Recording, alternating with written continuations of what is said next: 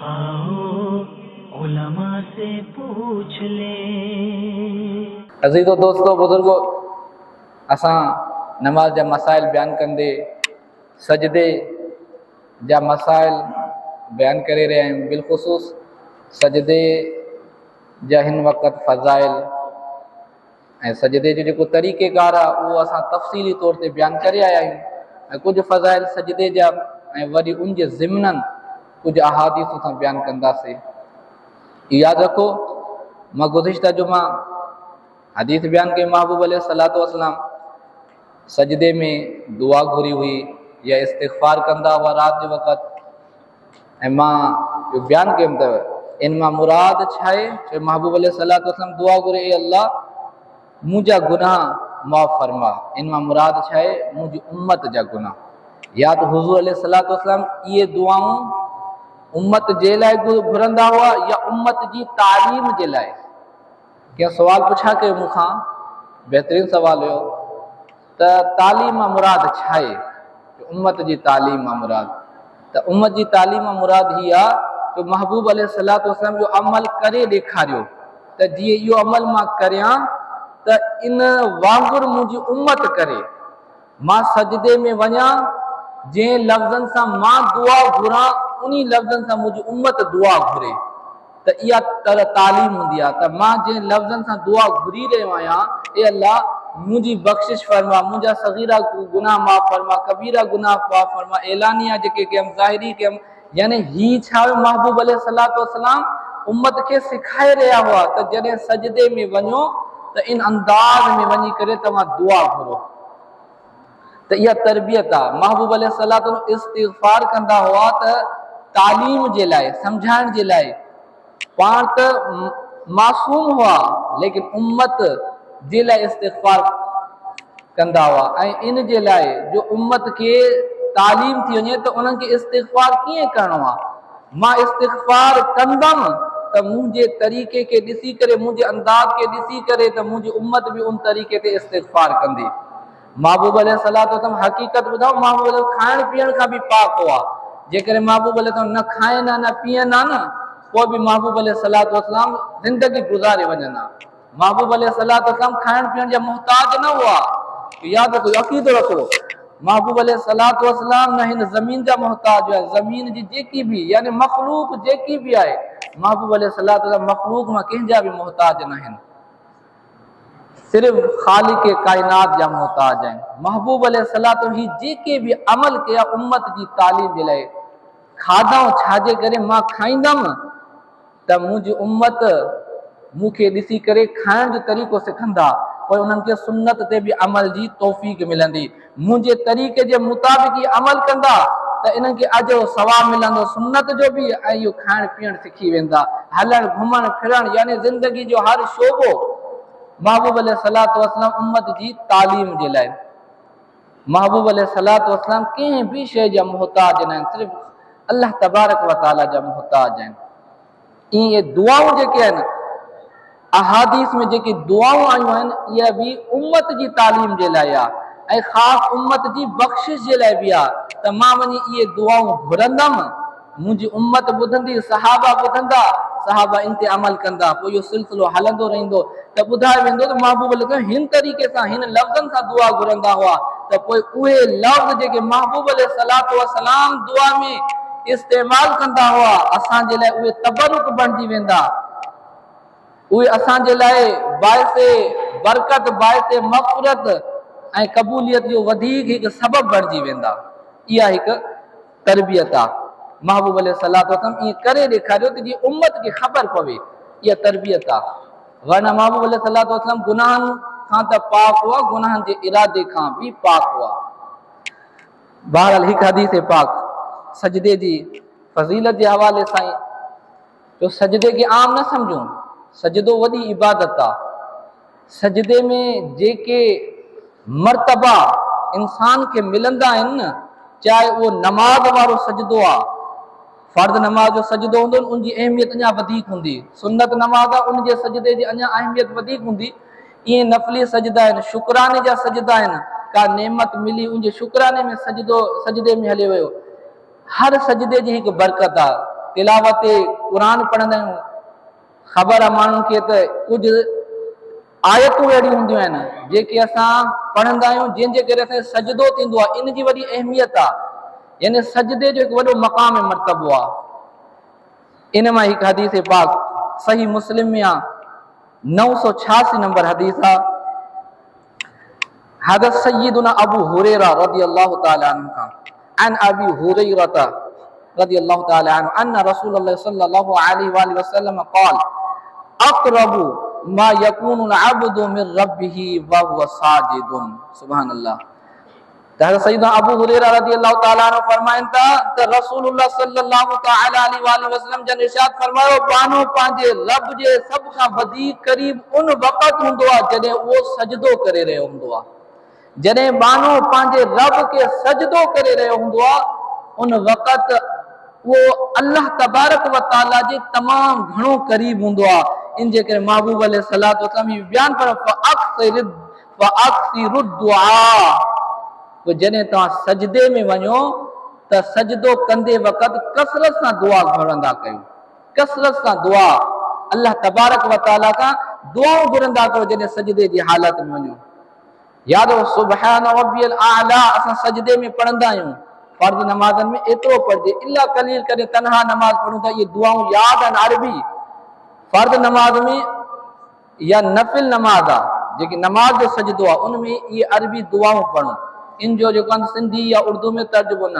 हा हिकु आहे शुक्राने जो असां सजदो अदा कयोसीं, या ईअं अल्लाह तबारक व तआला खे असां सजदो कयोसीं, इबादत समझी करे रब जो शुक्र अदा कंदे सजदे में हलिया, उन वक़्तु असां सिंधी उर्दू जहिड़ी ज़ुबान में दुआ घुरी था सघूं। इहो शरीअ हुकुम आहे।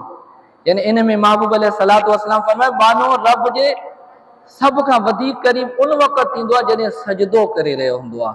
त जेके सजदे खे आम न सम्झो, हाणे हिकु शख़्स खे अल्लाह ताला जो ईअं सम्झाइण जे लाइ एॾो कुर्ब नसीब थिए ऐं उहा सजदे वारी कैफ़ियत उहो मिड़ई में अदा करे त इहा महरूमी आहे। इन जे करे जेकॾहिं का जल्दी आहे, वक़्तु थोरो आहे, कंहिंजा शरीर मां मजबूरी हूंदी आहे, या फजर जे वक़्तु आयासीं, सुनतनि जो टाइम आहे, पोइ हिकु दफ़ा सुभान रब्बियल आला पढ़ियोसीं, तेज़ी में सजदा कयासीं, तेज़ी में नमाज़, मजबूरी आहे शरीर, त पोइ ॿी ॻाल्हि आहे जेकॾहिं वक़्तु आहे त पोइ सजदे खे जेको आहे थोरो तूल ॾियूं।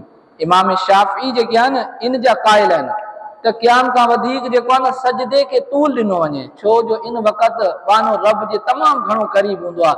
जॾहिं सुभान रब्बियल आला पढ़ंदो आहे न, इहा सुभान रब्बियल अल्लाह ताला जी तस्बीह बि आहे, अल्लाह ताला जी पाकी बि आहे, गॾोगॾु इहो बानो जॾहिं सुभान रब्बियल आला पढ़ंदो वेंदो न, इहो पंहिंजे लाइ हर दुआ घुरी रहियो आहे। बुज़ुर्गान दीन फरमो, इन वक़्तु जेके भी दिलो दिमाग़ में तव्हांजा मसाइल आहिनि न, दिमाग़ में दिल में हाज़िर कयो, सुभान रब्बियल आला पढ़ो, सुभान रब्बियल आला, सुभान रब्बियल आला, सुभान रब्बियल आला पढ़ो, त अल्लाह ताला जो ज़िक्र भी करे रहिया आहियो ऐं पंहिंजे लाइ सम्झो दुआ भी घुरी रहिया आहियो।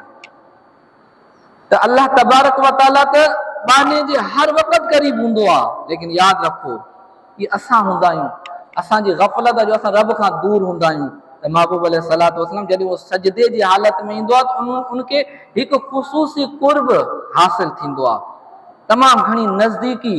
त इन जे करे इनखे गनीमत ॼाणो, अल्लाह ताला तौफ़ीक़ ॾिनी आहे सजदे जी, रब जो करम आहे, अल्लाह ताला जो करम आहे जो सजदे जी तौफ़ीक़ ॾिनई। काफ़ी अहिड़ा बादशाह गुज़रिया आहिनि जंहिंखे सजदे जी तौफ़ीक़ न मिली, लेकिन हीअ वॾी सरदारी आहे जेको रब जे अॻियां झुकियो आहे, रब जे लाइ सजदे में जेको आहे न सर रखियो अथई, इहो अल्लाह ताला जो वॾो करम आहे जो अल्लाह ताला पंहिंजो कुर्ब ख़ासि जंहिंखे सजदे जी तौफ़ीक़ नसीब थी त सम्झे मूंखे अल्लाह ताला पंहिंजी बारगाह में घुरायो आहे। जॾहिं असां अल्लाहु अकबर चवंदा आहियूं त रब जे कुझु क़रीब थींदा आहियूं, रुकू जी हालत में अञा क़रीब।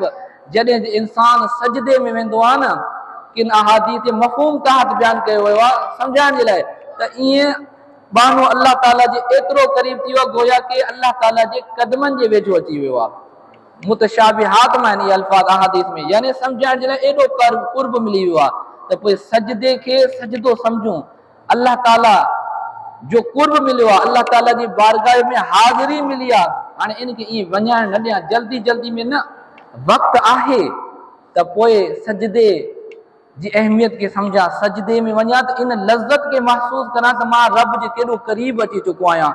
मूंखे अल्लाह ताला जो केॾो कुर्ब नसीब थियो आहे जो हाणे सम्झाइण जे लाइ। हाणे हिकु शख़्स जेको आहे कंहिं पंहिंजे मुर्शिद ॾे वञे त केॾो कुर्ब ख़ुशी नसीब थींदी आहे। वाकई अल्लाह वारनि ॾे वञण बि रब जो हिकु कुर्ब आहे। कंहिं ऑफिसर ॾे वञणु, उनखां टाइम मिली वञणु, अचणु हिकु क़िस्म जी कैफ़ियत ख़ुशी थींदी आहे। लेकिन हाणे बहाने खे इहो लज़्ज़त महसूसु करणु घुरिजे जॾहिं मां सजदे में आहियां न, रब्बुल आलमीन जेको मुंहिंजो रब आहे उन जे क़रीब अची चुको आहियां। उहा लज़्ज़त तॾहिं महसूसु थींदी आहे जॾहिं सजदे खे सजदो सम्झूं, थोरो तूल ॾियूं, रब जो ज़िक्र कयूं, सुब्हान रब्बियल आला खे वधाऊं। थोरो हिकु दफ़ो पढ़ां थो, 3 दफ़ा पढ़ां, 3 दफ़ा पढ़ां थो, 5 दफ़ा पढ़ां, पंहिंजी स्पीड जे मुताबिक़। फर्द नमाज़ आहे त उन में इमाम जे पोयूं या पंहिंजी जेकी तनहा नमाज़ फर्द पढ़ां थो त उन में इख्तियार आहे। पर जेकी नफ़ली नमाज़ आहिनि न, महबूब अलैहिस्सलाम ख़ासि तौर नफ़ली नमाज़नि में दुआऊं बि घुरंदा हुआ सजदे में वञी करे, ऐं सुब्हान रब्बियल आला इन जो या रुकू में हूंदा हुआ, सुब्हान रब्बियल अज़ीम जो कसरत सां ज़िक्र कंदा हुआ। इन जे करे असांखे लज़्ज़त महसूसु करणु घुरिजे। हिकु हदीस पाक सही मुस्लिम में 996 नंबर हदीस आहे। हज़रत मादान बिन अबी तलहा अल यामिरी ये बयान था कनि, हदथनी मादान बिन अबी तलहा अल यामिरी क़ाल लक़ीतु सौबाना मौला रसूलुल्लाह सल्लल्लाहु अलैहि वसल्लम। हज़रत मादान बिन अबू तलहा ये ताबई आहिनि। ये फरमाइनि था त मां हुज़ूर नबी करीम सल्लल्लाहु तआला अलैहि वसल्लम जो ग़ुलाम हज़रत सौबान रज़ियल्लाहु तआला अन्हु सां मिलियमि, मुंहिंजी इन सां मुलाक़ात थी, जेके महबूब अलैहि वसल्लम ग़ुलाम हुया, ये शाम में रहण वारा हुआ। यानी मादान बिन अबी तलहा ये ताबई आहिनि, वॾा आलिम दीन हुआ, नेक साले बुज़ुर्ग। ये फरमाइनि था त मां हज़रत सौबान सां मिलियमि, फ़क़ुल्तु मां अर्ज़ कयमि हज़रत सौबान खे, महबूब अलैहिस्सलाम ग़ुलाम है जेके महबूब अलैहिस्सलाम काफ़ी कचहरी में सोबत में रहिया, अख़बिरनी बिअमलिन आमलुहु युदखिलुनी अल्लाहु बिहिल जन्नत। मिलाए करे पढ़दा युदखिलुनी अल्लाहु बिहिल जन्नत। ए महबूब अलैहिस्सलाम जा ग़ुलाम, ए हज़रत सौबान, मूंखे कोई अहिड़ो अमल ॿुधायो जो मां उहो अमल करियां त मां जन्नत में दाख़िल थी वञा। औ क़ाल क़ुल्तु ली अहब्बिल आमाल इलल्लाह, या मूंखे अहिड़ो अमल ॿुधायो जेको अल्लाह तबारक व तआला खे तमामु अमलनि खां वधीक पसंदि आहे।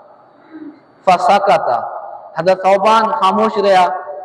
सुम्म सअलतुहु, वरी मां सवाल कयमि, हज़रत सौबान वरी ख़ामोश रहिया।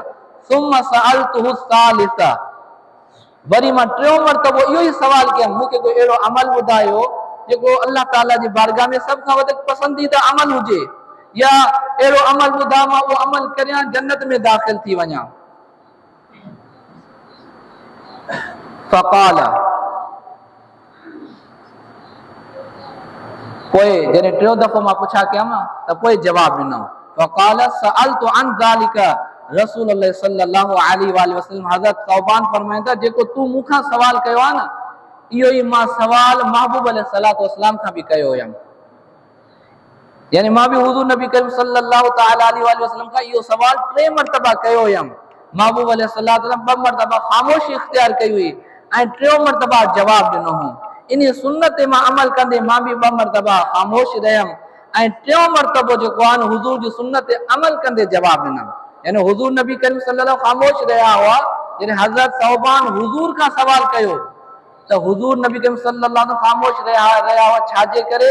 इहो सवाल जी जेको आहे शौक़ आहे न, जेको इहो शौक़ इन में इज़ाफ़ो थी वञे, इहो सवाल जेकी अहमियत आहे इन में इज़ाफ़ो थी वञे। ऐं हज़रत सौबान ख़ामोश रहिया, छाजे करे? महबूब अलैहिस्सलाम जी सुन्नत ते अमल करण जे लाइ। जो साहबा हुज़ूर जी सुन्नत ते अमल करण जा दीवाना हूंदा हुआ। हिकु त सुन्नत हूंदी जेके रोज़ानो अमल में अचनि थियूं, पर के सुन्नत हूंदियूं कॾहिं मौक़ो ठही वेंदो हो। यानी हाणे ही मौक़ो ठहियो, उहो सवाल थियो जेको हुज़ूर अलैहिस्सलाम खां सवाल थियो हो, त पोइ महबूब अलैहिस्सलाम जीअं ख़ामोशी इख्तियार कई हुई, हिन हज़रत सौबान बि हुज़ूर जो दीवाना सहाबा खे जॾहिं बि मौक़ो मिलंदो हुयो इत्तफ़ाक़ी कंहिं सुन्नत जो मामूल कॾहिं कॾहिं अमल कया, उहे हर वक़्तु जेके नथा करे सघनि ऐं उहो मौक़ो ठही वियो, सहाबा सुन्नत ते अमल करण खे छॾींदा न हुआ, बल्कि सुन्नत ते अमल जो मौक़ो मिली वियो त फौरन अमल कंदा हुआ, दीवाना हूंदा सुन्नत जा। त ईअं ई हुज़ूर अलैहिस्सलातु वस्सलाम जो ख़ामोश रहण छा हुयो, सहाबी जो शौक़ वधाइण जे लाइ। ऐं हज़रत सौबान जो ख़ामोश रहण हुज़ूर जी सुन्नत ते अमल करणु हो। फ़क़ाल, त हज़रत सौबान फरमाईंदा, हुज़ूर अलैहिस्सलातु वस्सलाम फरमायो, अलैका बिकसरतिस सुजूदि लिल्लाहि। हुज़ूर मूंखे ॿुधायो हो, ए सौबान, तूं सवाल कयो अल्लाह ताला सभु अमलनि खां वधीक कहिड़े अमल खे पसंदि थो करे, या उहो कहिड़ो अमल मां करियां जन्नत में दाख़िल थी वञा।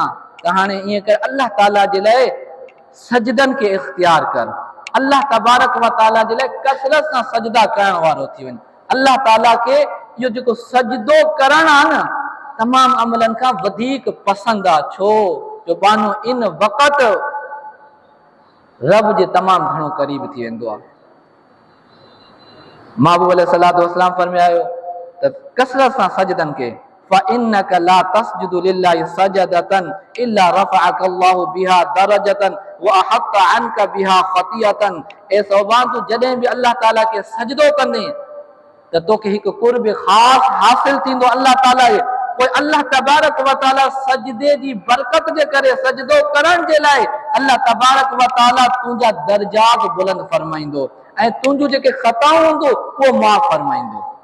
इन जे करे बुज़ुर्गान दीन फरमायो त इन मां मालूम थियो त सजदा रब खे करण ऐं इन खे तूल ॾियणु, इन सां रिफ़ात मिलंदी आहे, दर्जात जी बुलंदी मिलंदी आहे, अल्लाह ताला जे कुर्ब ख़ास में अञा इज़ाफ़ो थी वेंदो आहे। ऐं गॾोगॾु इहो बि आहे त इन सां गुनाह माफ़ थींदा आहिनि। इंशाअल्लाह मज़ीद इन ते बयानु कंदासीं।